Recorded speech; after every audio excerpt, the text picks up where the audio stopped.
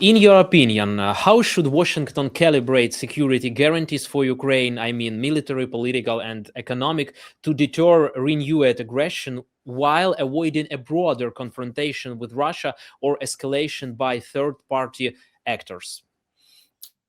Well, I think we have to have a deeper discussion of whether there is any deal possible if there are real security guarantees for Ukraine, the kind that would deter Russia, because I think Putin wants to preserve the option of further influence on Ukraine, potentially further territorial gains, regime change, neutralization of Ukraine, and so on. But if we were to speak about what is in Ukraine's interests, the first thing is absolute guarantees that Europe and the United States would, number one, protect the airspace over Ukraine, which is to say that within the territory of the boundary of Ukraine at the time of the settlement, that all resources externally and internally would be given for Ukraine to prevent drone attacks and absolutely missile attacks. The second part would be to provide Ukraine with guarantees and the quick supply of long-range missiles for counterattack that can reach Moscow, that can reach St. Petersburg, et cetera, et cetera. Those have to be an absolute part of the package. And then with individual countries, maybe not the United States, to have agreements that there may be the introduction of troops on Ukrainian territory in the event of a new Russian invasion. And all of these would have to be treaty-based, meaning that they would have to be put within diplomatic language and then ratified by the legislatures and signed by the president and the legislatures of the countries that are parties to the security guarantees for Ukraine. I don't think it means in the United States the absolute commitment of ground forces, obviously, but I do think Ukraine requires the protection of its airspace, its own ability to attack Russia in the long range, and absolute guarantees that this kind of military support would be provided either preventively already on the territory of Ukraine at the time of a settlement, or very rapidly deployed if Russia renewed aggression. Mhm. In terms of economic levers, what combination of sanctions, I would say energy diplomacy and military pressure, could most effectively press Moscow toward a negotiated settlement? How could you describe ideal proportion of these three factors? Well, I think that there are many steps that can further deepen economic pressure on Russia, but already the pressure of the war is diminishing Russian economic growth. So if you assume that there is a marginal effect from these sanctions of a couple percentage points in terms of the Russian economy, that is not insignificant, because that means in 35 years Russia will have half the GDP it would otherwise have had if it had that additional 2% growth. So I think that given that Russia is acting irresponsibly, and the United States has already seen how China can become a security challenge, if not a security threat, partly as a result of economic growth and Western engagement in the growth, and US engagement in the growth of another country. I think that a sanctions package is a reminder that the contrary also works. If you have a country that is a potential military and security threat to you, you should not be empowering it, and you should be using every means to stop the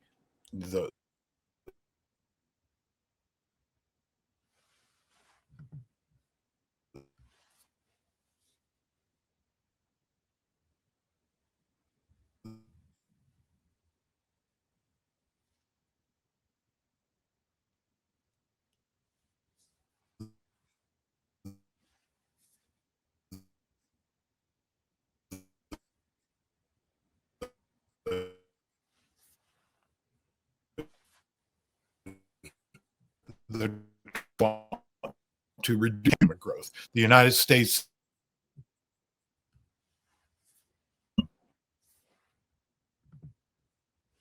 cooperation, of economic cooperation, but that that in the event that Russia does not go along that path, then the United States should be doing everything possible to try to reduce Russian economic growth.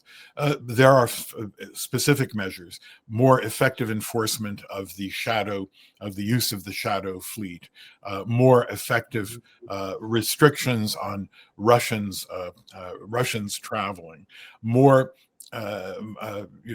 So I think there are not only the seizure but the transfer of Russian wealth for Ukraine's needs as reparations. All of these, I think, are measures that would hit hard, that would at the same time strengthen Ukraine but weaken Russia both now and for the foreseeable future. How do you assess the information environment surrounding the conflict? Disinformation campaigns, propaganda, and strategic messaging. And what should the United States and its allies do to preserve credible narratives that support deterrence, alliance cohesion, and public support at home and abroad? Well, these are bigger issues than just the relationship between the United States and Europe with regard to Ukraine. It is the more strained relationship between Europe and the United States that has to also be resolved. But the problem here is not just Russian disinformation. It is what I would call American hype. There is a lot of both bluffing and bluster in the way the American president and his team, not all of his team, but some of his team, approach international relations. I think that Mr. Witkoff, as an unpracticed diplomat, has not only allowed himself to be excessively influenced by Russian narratives, both on the historical side and on the strategic side, but at the same time, I think he has created the impression of massive progress when we look at, say, the most recent statements of President Putin at his annual press conference. We see that the Russian discussion is not where the US is fixated, which is some Ukrainian concessions of Donbas territory. Russia also wants the Donbas, it wants Kherson, and it wants Zaporizhia. All of these are impossible demands on Ukraine, including the fact that they would put Russia on the territory of Ukraine's right bank, which is to say on the west of the Dnipro River. That is a situation that I think would be excessively deeper presence on the other side of the Dnipro would present a huge strategic risk on several flanks, not just trying to defend the eastern flank, but the southern flank would become an incredibly dangerous, I would say, base for further Russian territorial aggression. One other thing that I would say in terms of propaganda, I think that part of the negotiation that the Ukrainians never talk about and Europe never talks about is that as part of a peace settlement, there has to be the Russian official renunciation of continued claims that Ukrainians and Russians are a single people, that they belong together in one state, and that kind of propaganda, and also hate propaganda against the Ukrainian state, would need to be part of this compromise, because Russian propaganda domestically builds the basis for long-term war. So if you want to have a de-escalation, there has to be de-escalation, maybe not of the rhetoric of independent actors, of whom there are very few in Russia, especially in the Russian media, but nevertheless, at least of official statements by the president, by others. And it would have to be some explicit walking back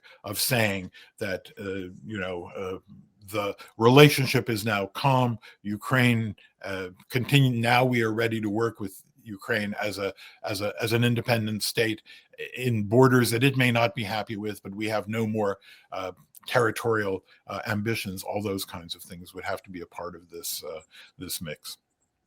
As far as Ukraine is concerned, in your view, what are the most plausible paths for Ukraine to maintain leverage at the negotiation table? Yeah, I think that the big game for Ukraine is not to anger Donald Trump, not to alienate itself with Donald Trump, and to make some concessions that show goodwill and that prevent Trump from withdrawing from, at a minimum, the sale of weapons purchased with European resources or with international resources, not with US taxpayer dollars. And secondly, military technical cooperation on logistics, troop movements, satellite intelligence, and the like. That has to be the main aim of Ukraine. I personally believe that we are not close to any kind of a settlement unless Mr. Putin is bluffing, and in fact, his territorial demands for Kherson and Zaporizhia in the south are really tactical efforts to get Ukraine to agree to a withdrawal purely from the Donbass, that is the bargain. But I see no evidence of it as yet. He's not preparing the Russian people for that kind of a shift. And I think nothing has fundamentally changed. I also believe that when it comes down to it, that these ideas that Ukraine will have a military force of 600,000 or 800,000, that it'll be armed to the teeth as part of the security package, and will have additional security guarantees. I think these will also be very difficult for the Kremlin to accept. And I think there is no backing down on that. The Trump administration has already made, in its own public statements, many concessions in behalf of Russia. It's offered them economic cooperation. It's in effect been pressing Ukraine to cede some territory in the east. These are, I would say, a massive and to, in effect, de facto accept the illegal Russian military annexation of another country's territory, something that has not happened since the close of the Second World War. Considering the Kremlin's internal political dynamics and economic constraints, what indicators should analysts monitor to gauge Moscow's negotiation posture, red lines, or possible shifts in strategy? I mean, partial concessions, territorial calculus, or emphasis on security guarantees? Well, I think all of them, movement on any of them, if uttered not by, second tier negotiators like Mr. Dmitriev, but directly by President Putin, would signal serious intent to make a deal and to compromise. Now, I think that we may be in a period where, Ukraine, Europe, and the United States are working out their kind of best offer, so to speak, the most acceptable offer for Ukraine to present to Russia. And then we will have a real show of Kremlin intent, where they may agree to certain things and may make counter proposals. But we are not yet at that point. And I believe, from the kind of posture that we see in Russian propaganda, that this is not going to happen. Now, the fact that Europe and I think Britain and other allies have solved the problem of financing Ukraine's military and budgetary needs for the next 2 years, without necessarily surrendering the use of Russian hard currency reserves. They decided to move in another way. That money is still there. It is still in the legal possession of it's in Western jurisdictions. It could become the subject of Ukraine's direct lawsuits for compensation in European courts, or in the Stockholm arbitration courts, or other places where claims could be made for Russian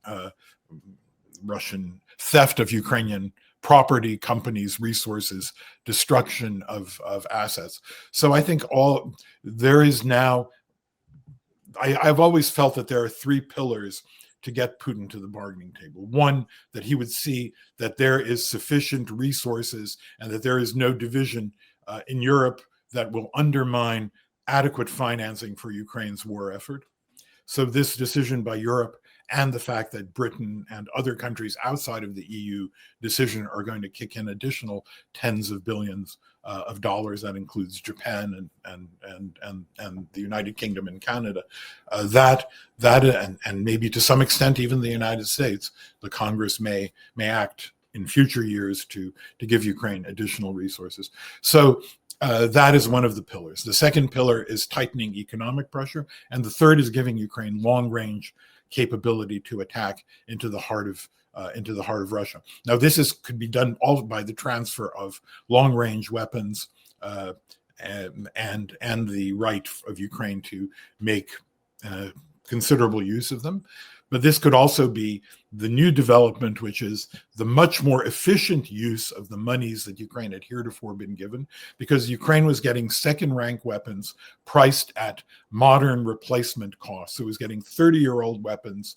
Think of a 30-year-old Mercedes, and for which you pay the price of a new Mercedes. So Ukraine was getting that kind of gear from the United States. Now that is not the way the European monies will be used. The European monies will be used to buy new U.S. weapons, but it will also be used to fairly price things and to negotiate them, because Europe and Ukraine are bargaining with the United States. They're not being the beneficiaries of the generosity of the United States. So there's a better potential position. And the other thing is that Europe now understands, and many European countries are doing joint military production arrangements with Ukraine, which are highly efficient. Ukraine has shown its innovative capacities and its ability to extract a lot more value for the dollar in terms of military technology, in terms of production, and all of these kinds of things. So all of this means that money, even if it's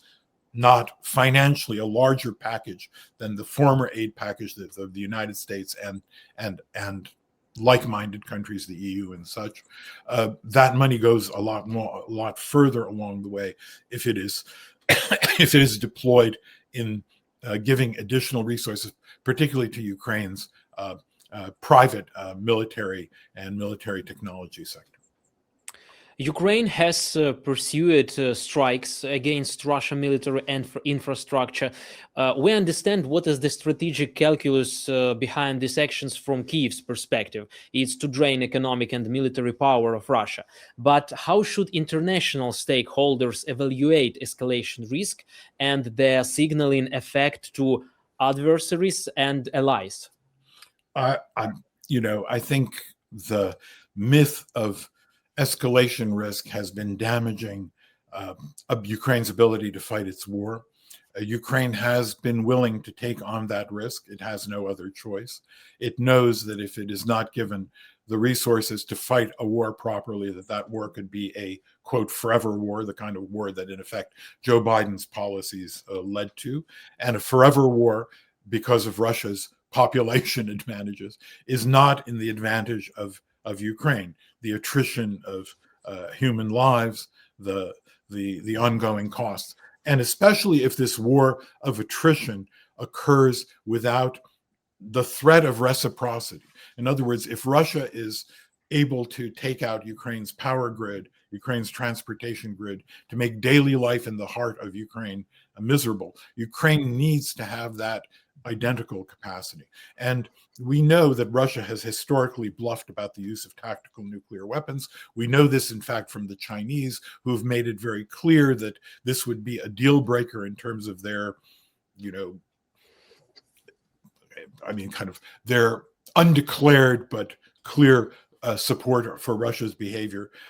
And we know that President Xi had communicated to and his leadership to Ukrainian officials and to Russia, and also to the United States and Europe, that China would not accept Russia. That is a step that goes too far and would potentially harm the Russian-Chinese relationship. In your opinion, what are the most probable scenarios for the next 6 to 12 months in the war trajectory, and how would each scenario influence the negotiation dynamics and the risk calculus for Washington, Moscow, and Kyiv? I think, again, it depends on the most unpredictable thing, which is how President Trump will react to the fact that in the event that his negotiations end up as a dead end.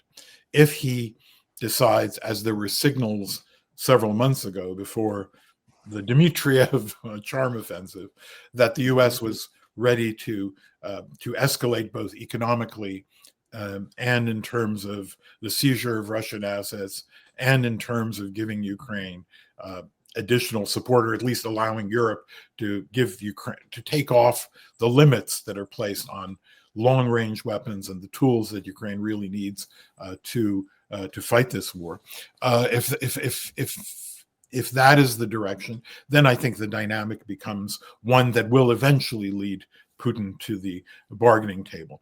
In the meanwhile, I think we're going to have some good news in the sense that polling appears to show that in April, Mr. Orban will lose his majority in Hungary, and a new government which will not be so, I would say, tactically aligned with Russia's interests and so hostile to Ukraine's interests. That will be, I think, a big boost. I think we see some shifts even among the European right parties, even in Britain, the most popular anti-immigrant, what we call nationalist conservative party Reform has strong, is not pro-Russian, has basically the foreign policy views of the conservative party, and many more conservatives are moving from the conservative party to Reform.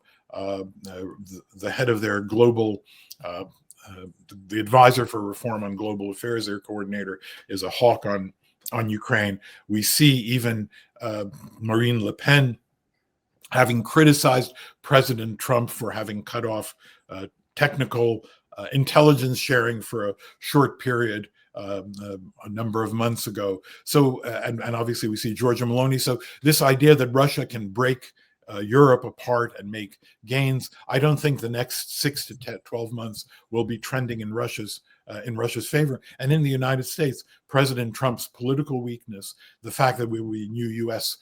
Elections, where I think Congress will become more independent, Republican and or Democrat. Democrats possibly will take over the House of Representatives and make big gains in the Senate. And I think that Republican worries about losing will shift them, because if you look at polling, 3/4 of the American people are on Ukraine's side, including MAGA voters, including Republican voters, and understand who Putin is. Maybe many Republicans don't want to spend a lot of money helping Ukraine, but they're very happy to have U.S. weapons being sold and U.S. intelligence being shared and economic pressure on Russia. So all these dynamics, I think, in the next 6 to 12 months are not against Ukraine. And at the moment, we don't see any signs of rapid Russian military breakthroughs. We see a grinding and very costly ongoing war. Again, I don't think I'm not a military expert, so I can't comment on the ground situation. But the idea that the line will break and that many dominoes will fall very rapidly in Ukraine is not on the cards. So I think that's how we see the next 6 to 12 months. When it comes to future, I would say potential a durable ceasefire, what are the realistic pathways to this destination, in your opinion? Well, it's as I said, economic pressure and sanctions, long-range weapons, and adequate financing for Ukraine's war needs, and also to maintain some social stability. I would also say a ratcheting up of the air defenses and increased production of Patriots, maybe on order with European resources and with the financing that is being given Ukraine. I think those kinds of things, and also I would say the other thing that I think can push Russia is the fact that Ukraine has a lot of creativity in its military technological sector. Some success and some breakthroughs in Ukrainian arms development. There is the promise of this Flamingo missile. It is in some form of early deployment, but there has been no concrete demonstration of its substantial effectiveness. But if that or a similar initiative comes out of the Ukrainian military industrial sector, that could also be an important factor. And Ukraine has shown a lot of innovation on the modernization of drone warfare, defensive mechanisms for